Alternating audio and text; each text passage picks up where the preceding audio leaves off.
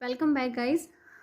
स्वागत है आप सभी का आपके अपने YouTube channel Geeta's corner state commerce में, जिसमें आज हम करने वाले हैं डीएसएसबी फीमेल पीजीटी कॉमर्स जुलाई 2018 का जो स्क्रीनिंग पेपर हुआ था उसके क्वेश्चन नंबर 31 से लेकर 45 तक के क्वेश्चन। ठीक है, ये वाला क्वेश्चन पेपर 15 क्वेश्चन सीरीज में चला हुआ है। एक वीडियो में हम करते हैं 15 क्वेश्चन। ठीक है, और ये वीडियो देख के, अब नाम देख के ये मत सोचना कि ये सिर्फ जिसने दिल्ली वाले फॉर्म भर रखे हैं बस उसी के लिए ही ये इम्पोर्टेंट है। आज के वीडियो से आपको पता लग जाएगा कि कैसे क्वेश्चन जो रिपीट होते हैं। एचएससीसी स्क्रीनिंग के क्वेश्चंस भी यहाँ पे रिपीट हुए हैं और एस्टेट वाले क्वेश्चंस भी यहाँ पे रिपीट हुए हैं। ठीक है, साथ साथ हम पीछे वाले क्वेश्चंस भी करेंगे। तो अगर आप चैनल पे नए हैं तो सबसे पहले चैनल को सब्सक्राइब कर लीजिए, साथ में लगे बेल आइकन को जरूर प्रेस कीजिए ताकि हर आने वाली वीडियो की नोटिफिकेशन आपको टाइम पे मिल जाए। और हाँ, अगर वीडियो पसंद आए तो प्लीज़ उसे लाइक करें, शेयर करें वीडियोस को ज़्यादा से ज़्यादा, ताकि मुझे मोटिवेशन मिले और मैं और भी अच्छे से वीडियोस तैयार करके आप लोगों के लिए ला सकूँ। तो करते हैं आज की वीडियो स्टार्ट।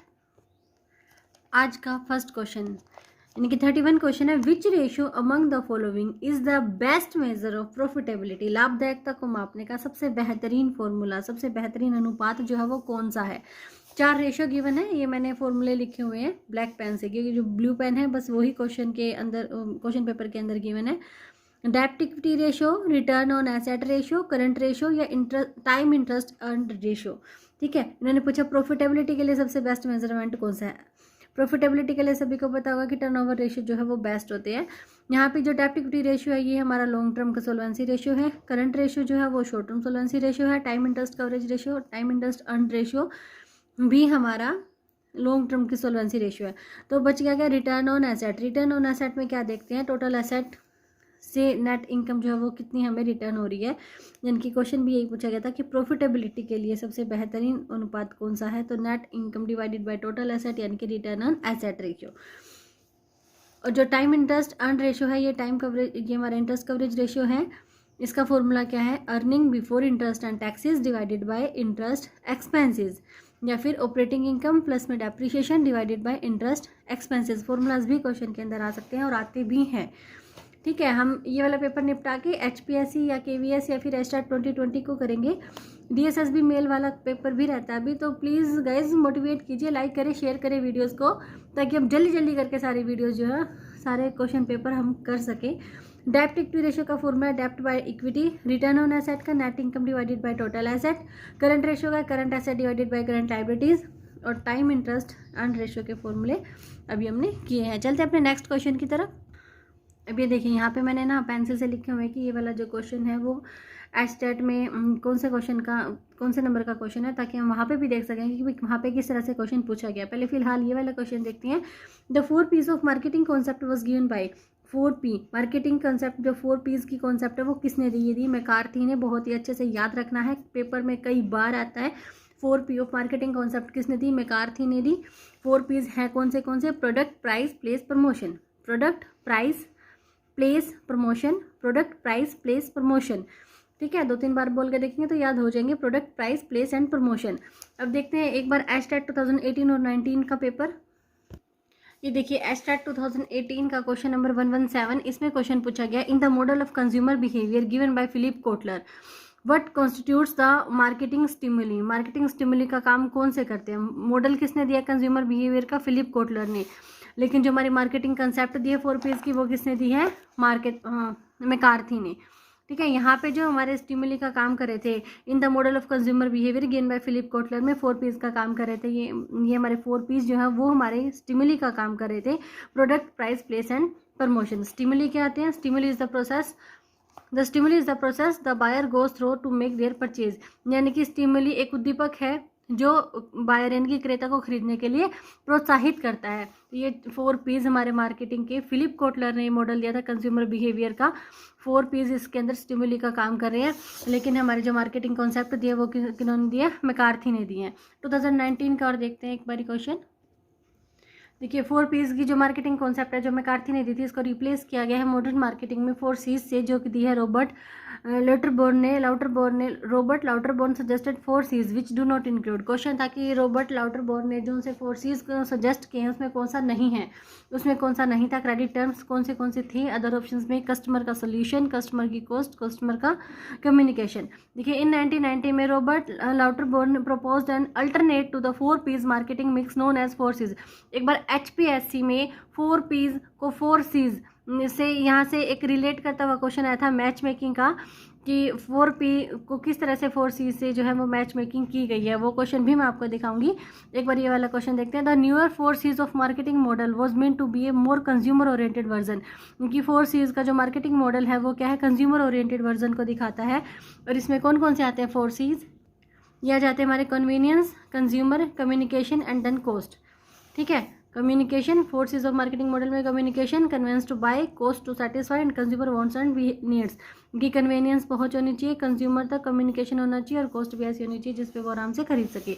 देखिए 4Ps of marketing concept E.J. McCarthy ने दी थी। ये कब दी थी? 1960 में दी थी। और अपनी कौन सी बुक में दी थी? बहुत ही इंपॉर्टेंट है, कौन सी बुक में दी थी? बेसिक मार्केटिंग ए मैनेजरियल अप्रोच। बेसिक मार्केटिंग ए मैनेजरियल अप्रोच।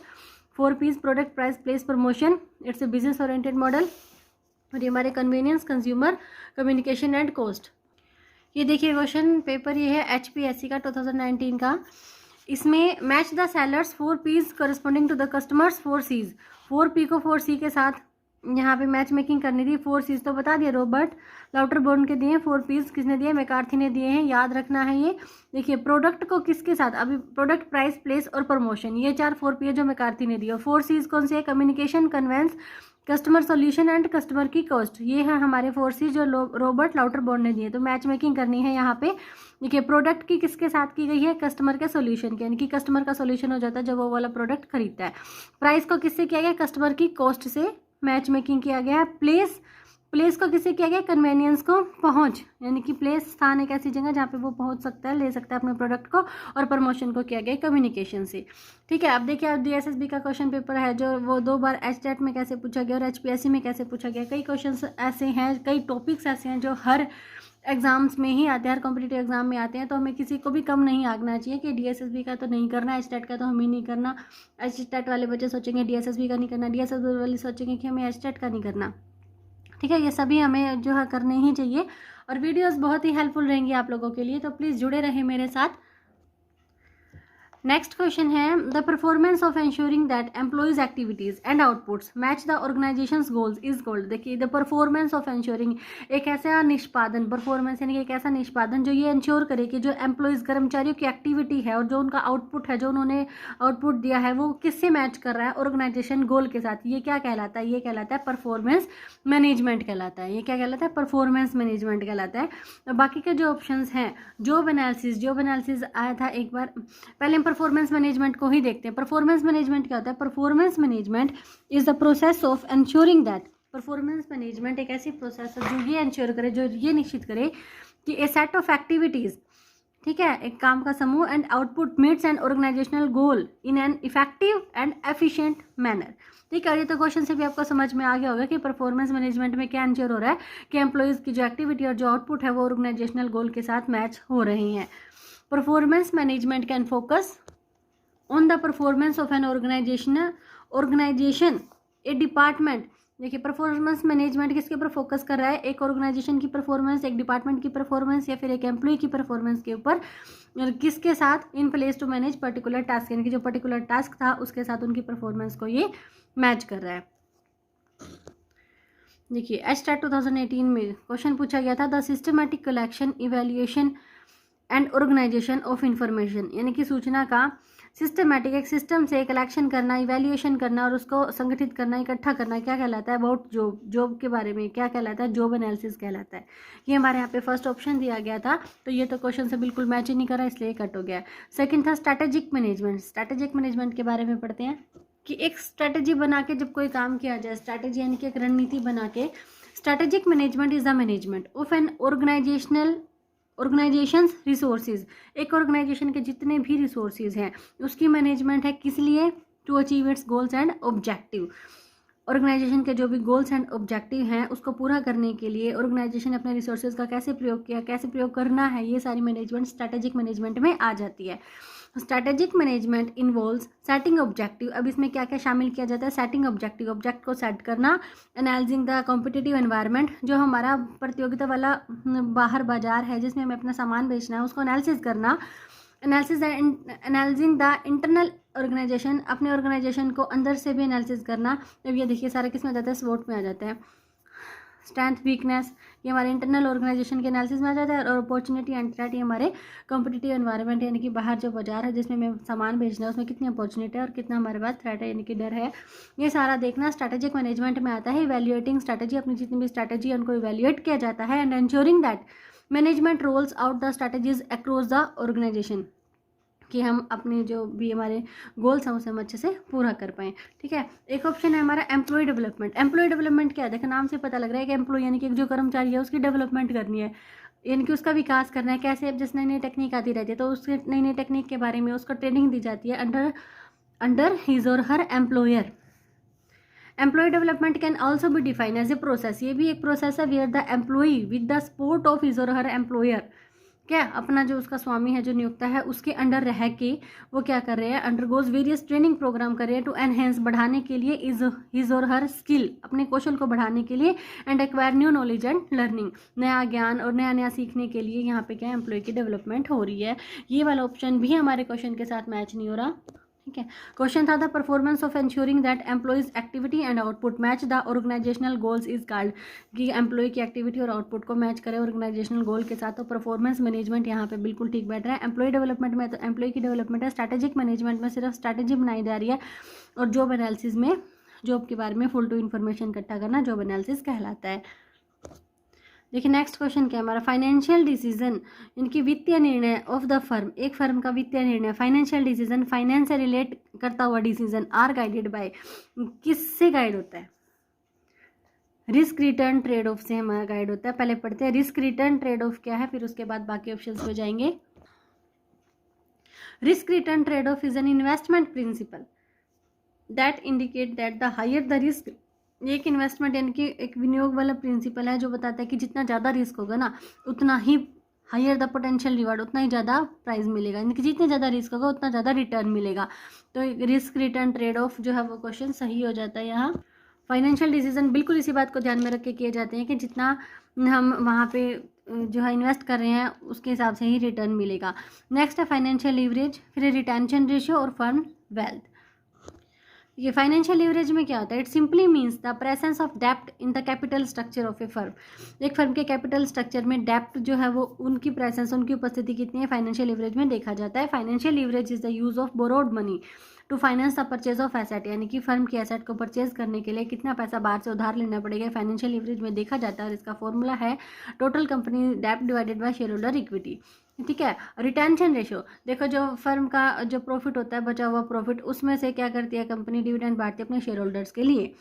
ठीक है, वो डिविडेंड पे आउट रेशो में देखा जाता है कि कितना डिविडेंड मिलेगा, और रिटेंशन रेशियो में देखा जाता है कि बचा के जो रखा है। It indicate the percentage of A companies earning, ये क्या है? कंपनी की अर्निंग जो है, यानी कि टैक्स देने के बाद, इंटरेस्ट वगैरह सब कुछ पेमेंट करने के बाद कंपनी की जो बची अर्निंग्स है उसका एक परसेंटेज है that are not paid out in dividend, जो डिविडेंड के रूप में नहीं बांटा जाता, but credited to retain earnings.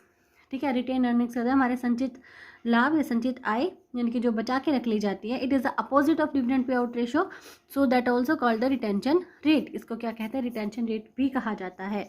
और फर्म की वेल्थ क्या होती है? Firms wealth measures the value of all the asset of worth owned by A firm, firm के पास जितनी भी संपत्ति है उन सभी का मूल्यांकन जो है वो क्या कहलाता है? फर्म वेल्थ कहलाता है। नेक्स्ट क्वेश्चन बड़ा ही इजी क्वेश्चन है, +1 अकाउंट्स की बुक से। GAAP is the acronym of generally accepted accounting principles, generally accepted accounting principles.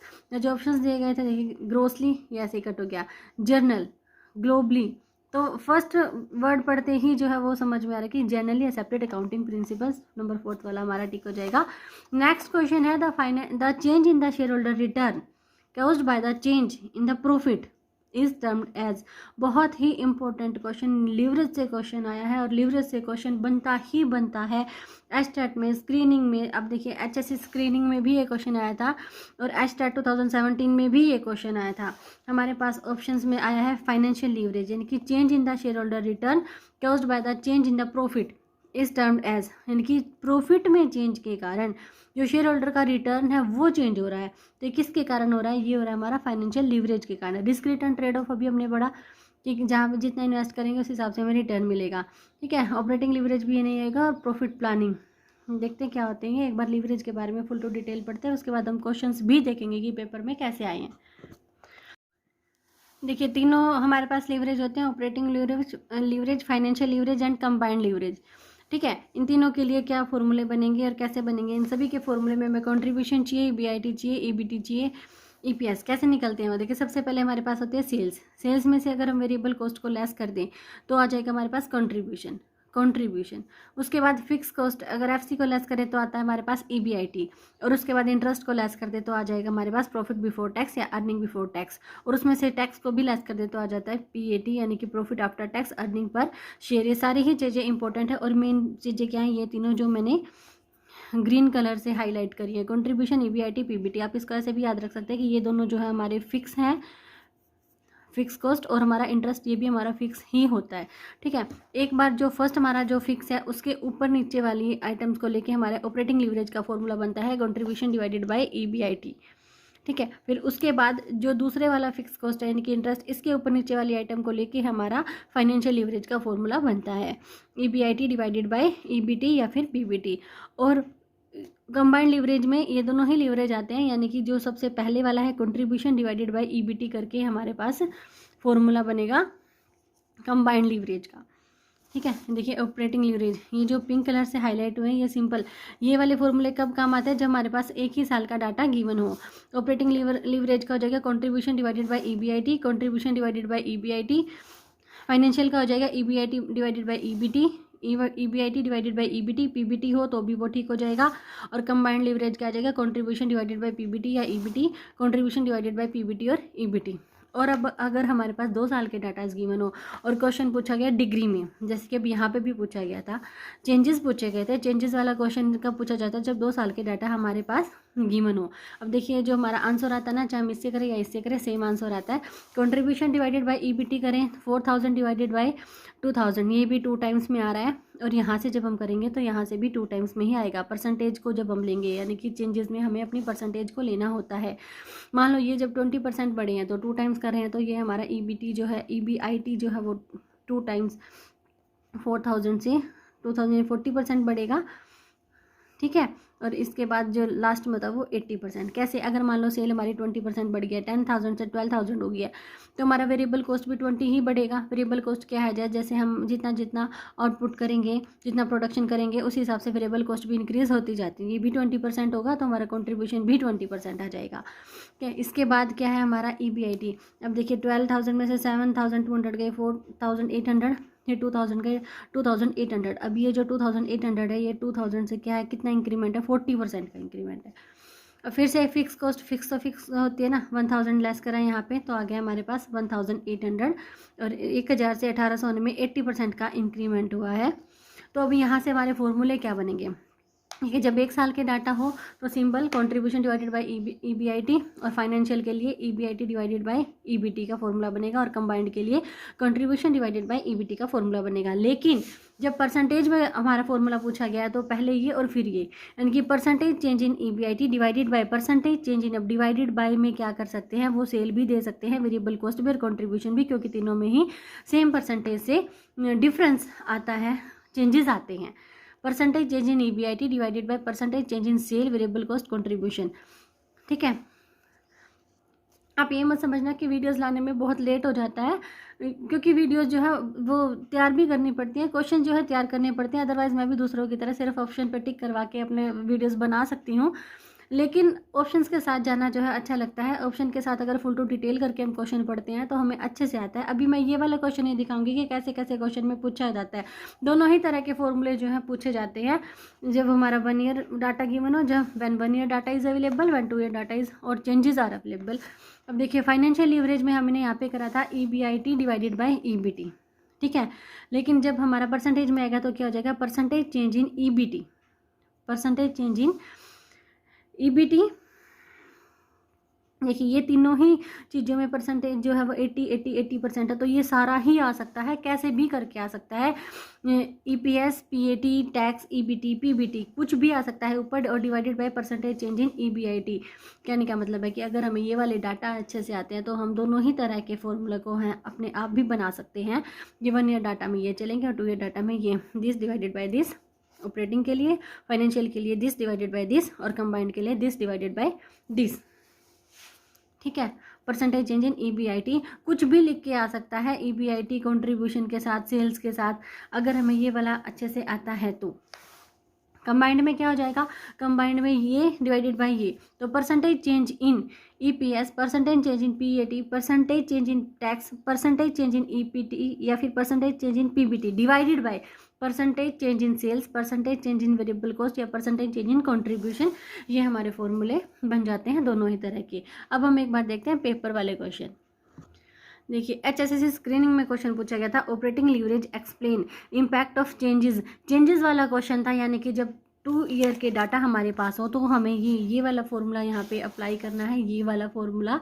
देखिए यहाँ पे इन कौन सी दो चीज़ें इफेक्ट हुई हैं, EBIT और ये ऊपर वाली सेल्स, वेरिएबल कॉस्ट या कंट्रीब्यूशन। तो ढूंढ लीजिए किस में है दोनों चीज़ें, EBIT इन दोनों में है EBIT, लेकिन सेल्स हमारा इसमें है, तो फर्स्ट ऑप्शन के साथ हम चले जाएंगे, impact of changes in sale on EBIT।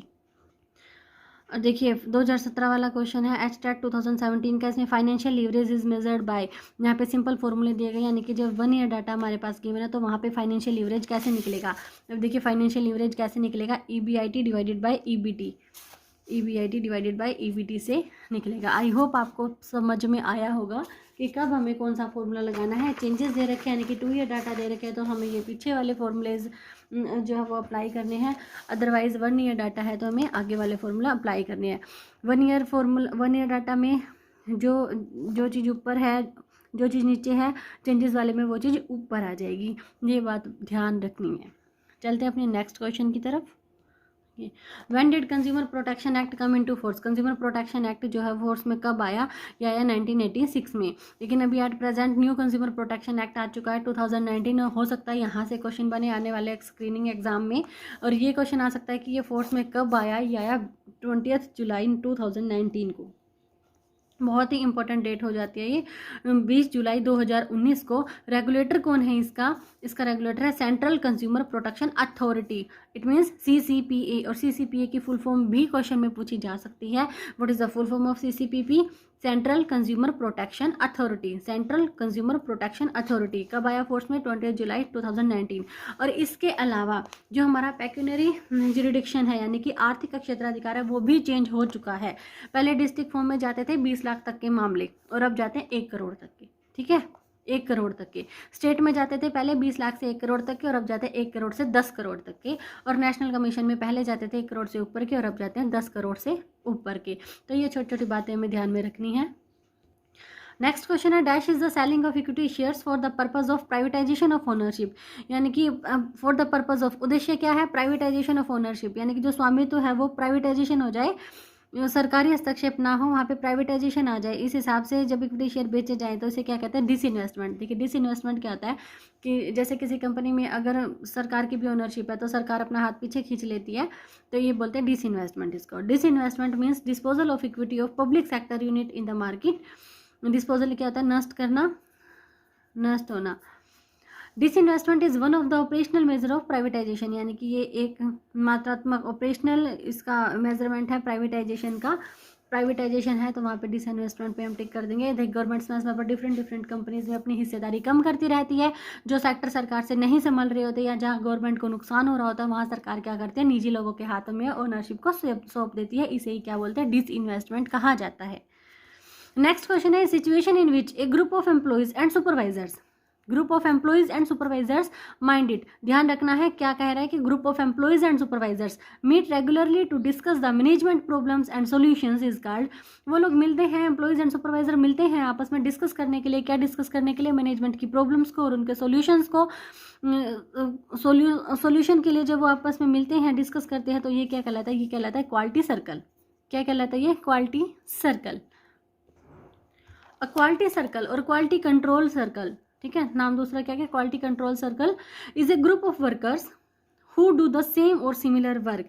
जैसे एक ही ऑर्गेनाइजेशन में अगर वो बंदे काम कर रहे हैं, हु मीट रेगुलरली, ठीक है, रेगुलरली मिलते हैं वो किस लिए? टू आइडेंटिफाई, पहचान करने के लिए, एनालिसिस, विश्लेषण करने के लिए, and solve work related problems, अपने काम से संबंधित दिक्कतों को दूर करने के लिए जब वो मिलते हैं, तो ये क्या कहलाता है? हमारा quality control. It consist of minimum 3 and maximum 12 members in number.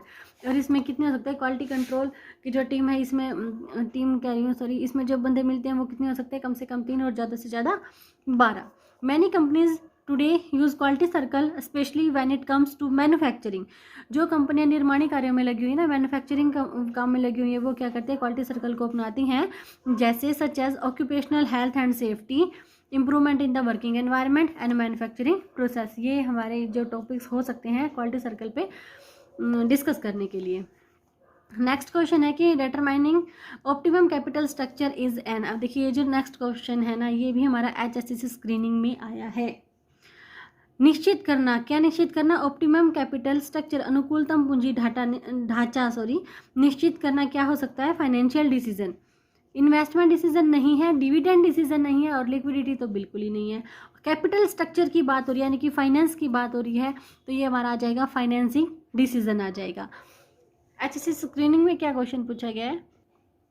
देखिए, contributor of optimum capital structure theory is. Contributor कौन है? ऑप्टिमम कैपिटल स्ट्रक्चर थ्योरी किसने दी है? ये दी है मोदिग्लियानी एंड मिलर ने। मोदिग्लियानी एंड मिलर ने दी है। ऑप्टिमम कैपिटल स्ट्रक्चर है क्या? जो कैपिटल स्ट्रक्चर है, यानी कि जिसमें डेप्ट और इक्विटी है, यहाँ पे अनुकूलतम पूंजी ढांचा होना चाहिए। Optimum capital structure has such a proportion of डेप्ट and equity which will maximise the wealth of the firm. इस तरह से उन दोनों को डिसाइड करना है ताकि फर्म की जो वेल्थ है वो ज़्यादा से ज़्यादा हो सके। नेक्स्ट क्वेश्चन है, JBB is a technique of ZBB zero base budgeting is a technique of. अब नाम ही क्या है? Zero base budgeting. किसकी टेक्निक है? बजटिंग की टेक्निक है। कॉस्टिंग की नहीं है, प्लानिंग की नहीं है, ब्रांडिंग की नहीं है। एस्टेट में भी क्वेश्चन आया है 2017 में। देखिए, एस्टेट 2017 में question number 125 zero base budgeting answer करना था। क्वेश्चन क्या था? डैश इज एन एलोबोरेट, इनके एक विस्तृत कॉन्सेप्ट है ये, time consuming practice of having manager justify activities and cost as if they were being undertaken for the first time. इनकी सभी चीज़ों को इस तरह से वो डिसाइड करे कि वो पहली बार कर रहे हैं, तो ये क्या हो जाता है? जीरो बेस बजटिंग हो जाता है। जीरो बेस बजटिंग एक बजटिंग की टेक्निक है, is a method of budgeting in which all expenses must be justified for each new period. उनकी हर खर्चे को हर एक नए पीरियड के लिए अलग से डिसाइड किया जाता है, नए सिरे से डिसाइड किया जाता है।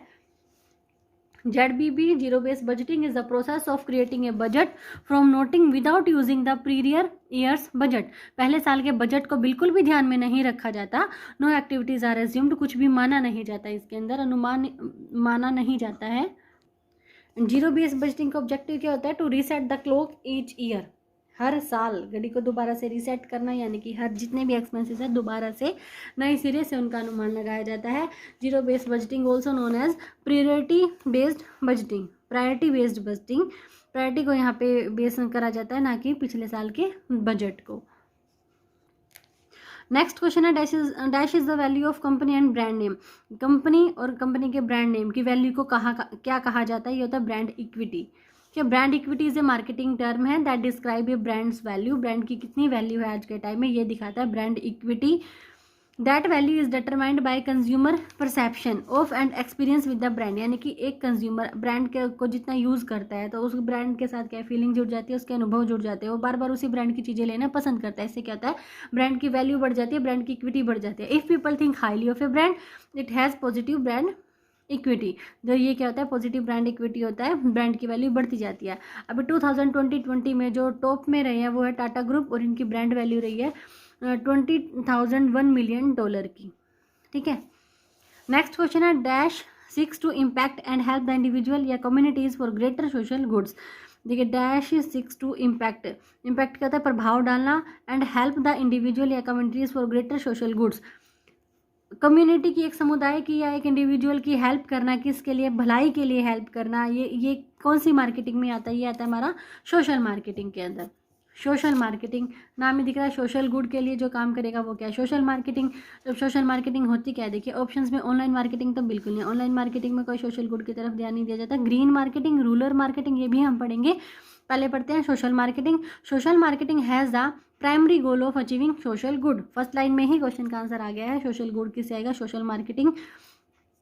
Social marketing would promote general health, raise awareness etcetera, लोगों में जागरूकता फैलाने का काम करती है। जनरल पब्लिक यानी कि जो जनरल पब्लिक है उनकी हेल्थ को प्रमोट करने का काम करती है सोशल मार्केटिंग।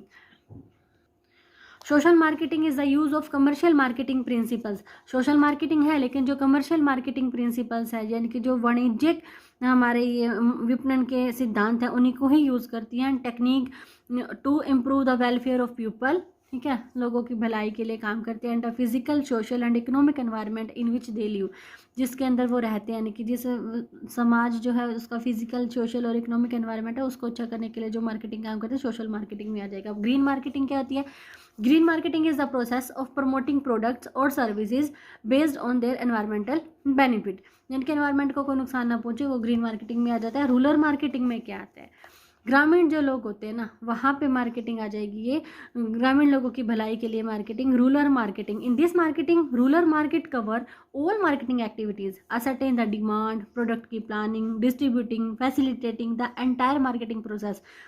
उसका एम क्या है, सेटिस्फैक्शन ऑफ रूरल कंज्यूमर, क्या है, ग्रामीण उपभोक्ता जो है उसका सेटिस्फाई करना, ये मुख्य उद्देश्य होता है रूरल मार्केटिंग का।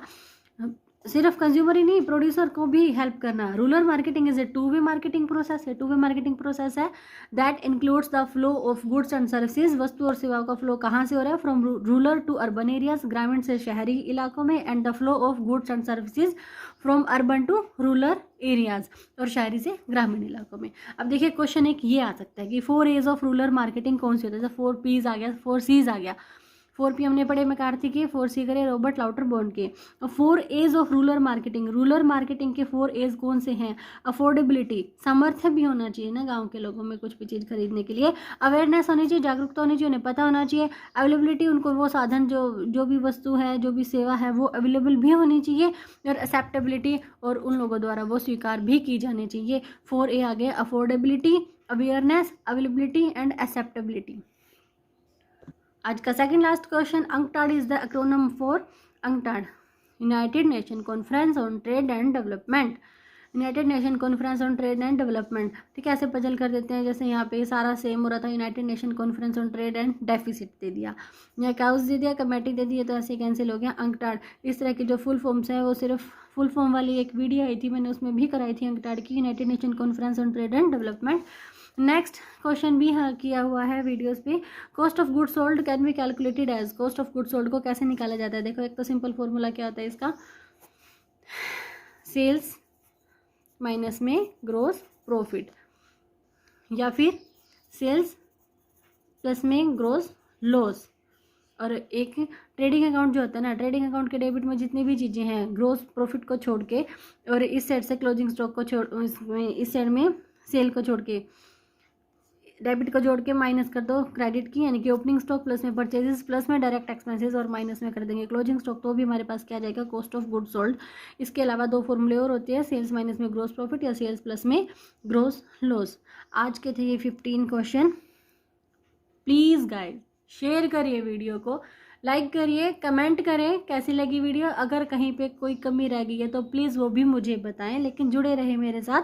मिलते हैं अगली वीडियो में जल्दी ही, टिल देन बाय बाय।